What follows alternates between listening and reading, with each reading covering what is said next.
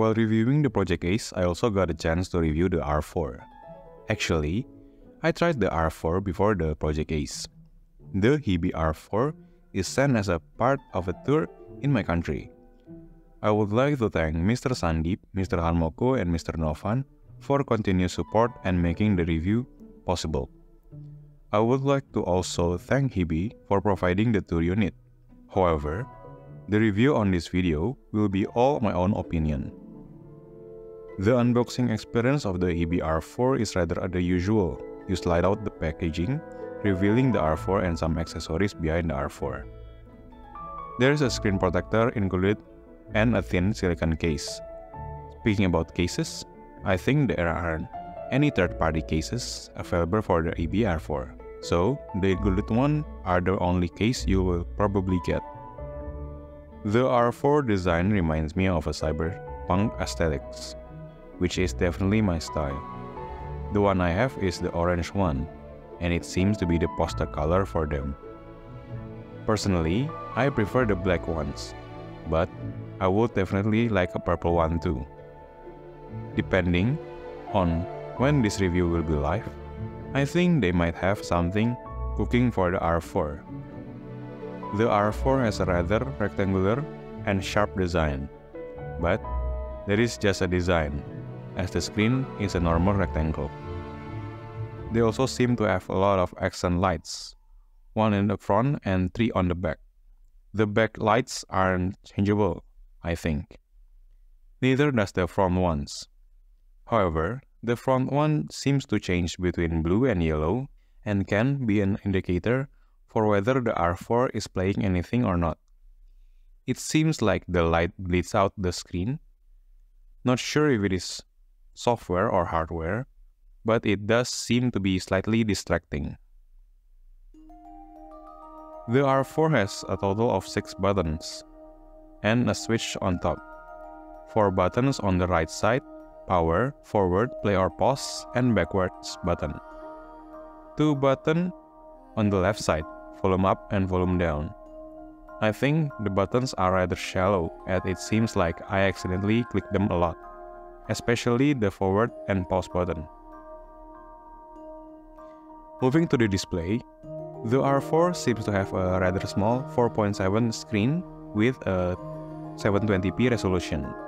The first thing I did with the R4 is actually watch the Boys Season 4 finale, where after the episode ends, I find that the R4 might not work so well for watching movies, but I think it is my fault, as the R4 is a DAP, and I am clearly using it outside of the usual or internet use case.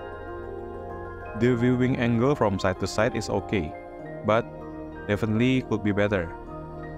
But again, this is a DAP. You are not meant to look at the display too much.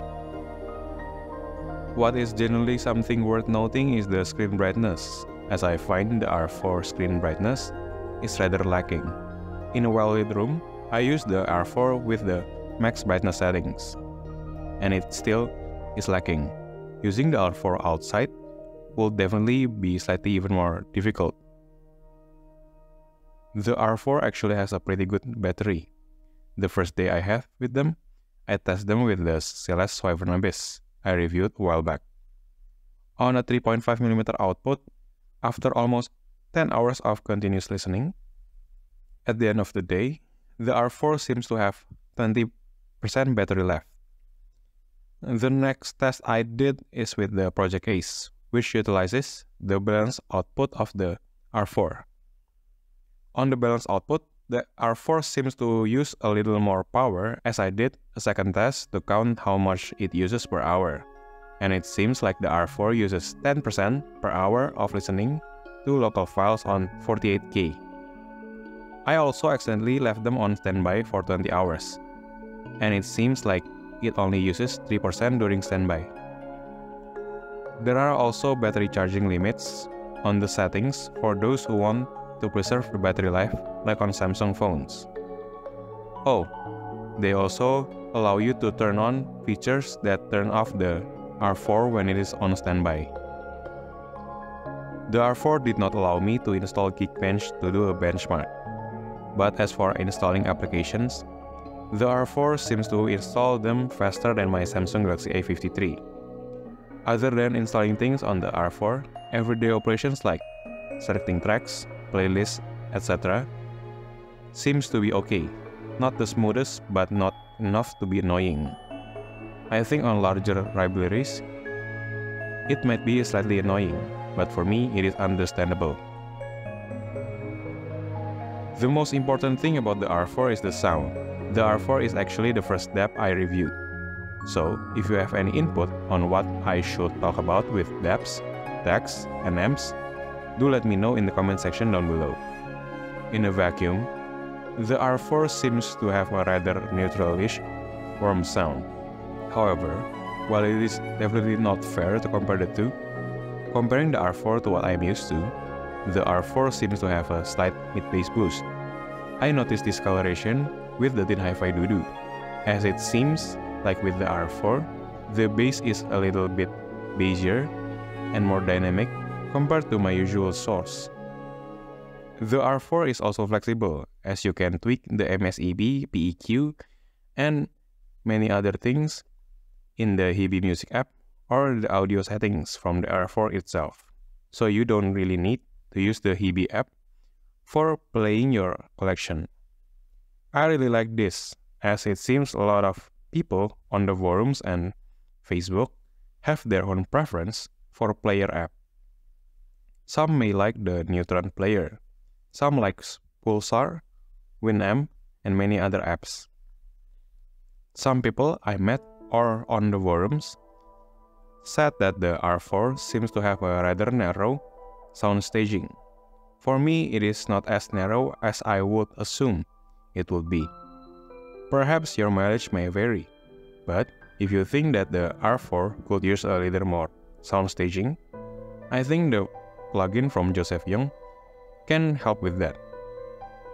I will link the document in the video description in case you want to follow along. For me, it does expand the staging performance quite a bit. Yes, it does allow you to use the R4 as a desktop DAC amp. Although the input is rather limited, as the R4 only accepts USB Type-C input. In case you do not know, you will have to choose the audio in selection in the USB settings. The R4 can also output from the USB port, but I did not have time to test it that much. I don't know how to turn off the digital volume lock, so the only time I did test it, it kinda hurts my ears. In case you want to use it as a Bluetooth receiver like the VIII series, the R4 allows you to do that also.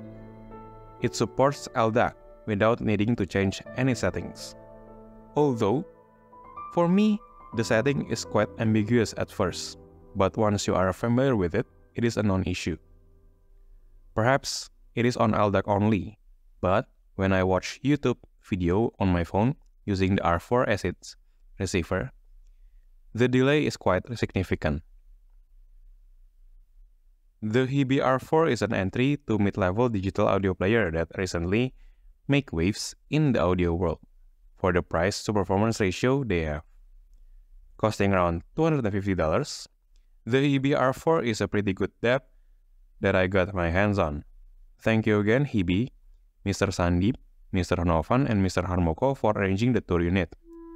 The R4 perhaps is not the most flat, uncolored DAP that are out there, but I think aesthetically, usability, and enjoyment of the R4 is quite high for me. I think if your collection are mostly filled with linear sounding sets, like perhaps the Blessing 3, the Project Ace, and the Star City 5 Pro, and you would like a little more fun from those kinds of IEMs, the R4 might be a really good pairing for them. Not to mention the flexibility of choosing if you want to stream music or just listen to your offline collection, whether or not you want to apply EQ or plugins, and many other things. I think the R4 is a great way into the world of DAPs and perhaps improve your listening experience. The only downside I think the R4 has is in the display and the battery life. I discussed this with my audio friends, and they said that it is a common problem amongst entry-level DAPs, and 11 to 12 hours of continuous listening on 4.4 balance with mid gain is more than enough. Well, that is it. That is my first DAP review. Thank you so much Hiby for providing the tour unit, and thank you everyone involved in the product tour. Are you interested in the R4? Would you get one? Let me know in the comment section down below. Thank you all for watching and have a great day.